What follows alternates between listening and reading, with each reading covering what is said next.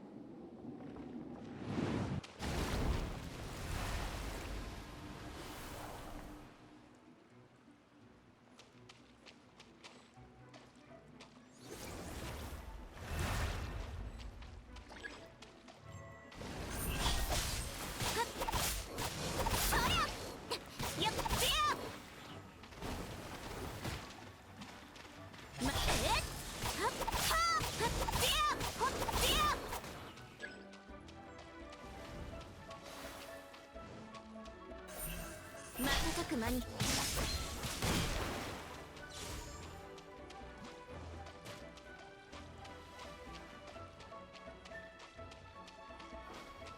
またま陣営のごとくやー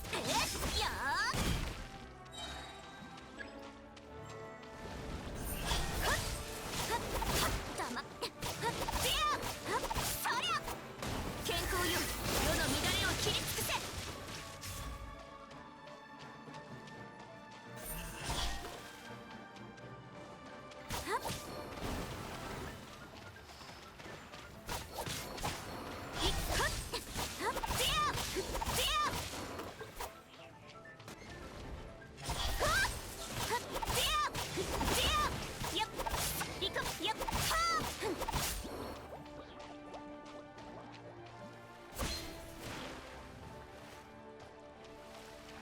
急がないと。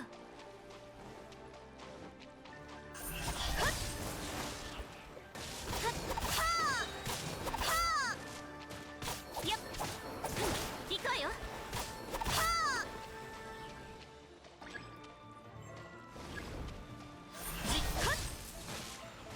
健康よ、世の乱れを切り尽くせ。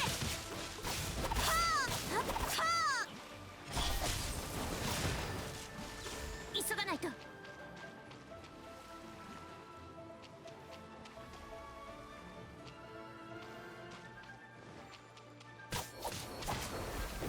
行くわよ。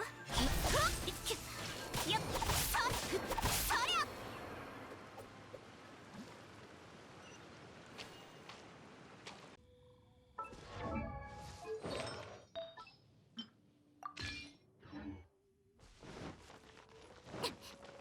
行くわよ。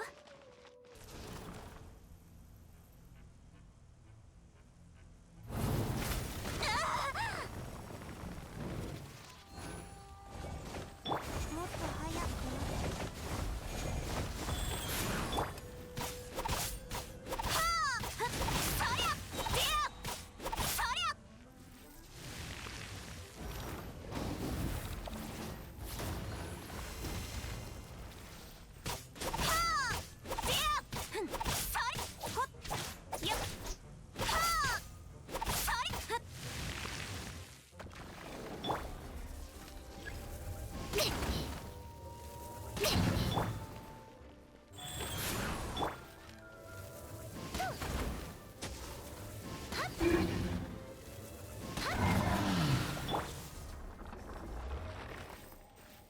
せっかくのチャンスだ。本気を出して俺を楽しませてくれ。投稿も一つの選択だよ。俺は敗者に優しいからね。実にいい力だ。瞬く間にそりゃ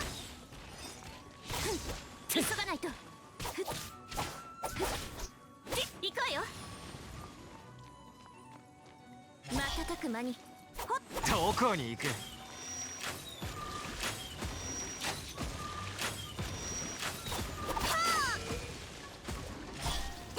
木を読み違えてるよ。行くわ。褒めてあげよう。また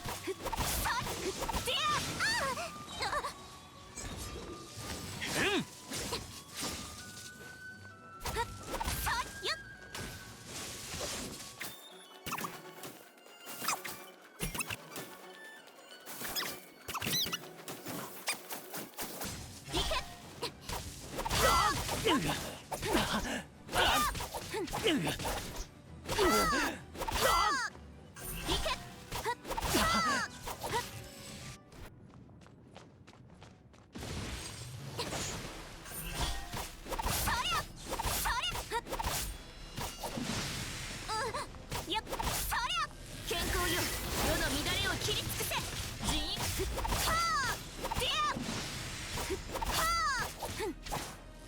急がないと。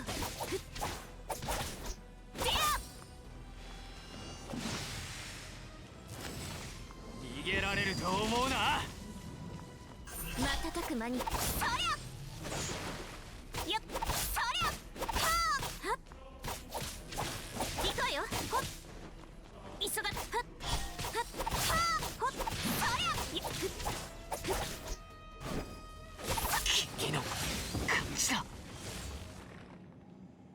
もう商売もチャンスは一瞬なの。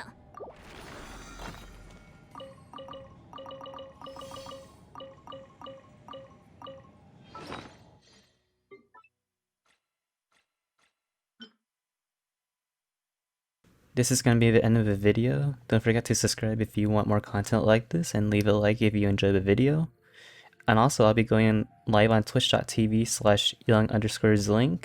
I'll be live streaming Genshin Impact mostly, and playing other games if it comes down to that. I'm not really sure what I want to do with my Twitch channel yet, but I'm planning on revolving it mostly around Genshin Impact since this is a game I've been playing since day one. Well, thank you for watching.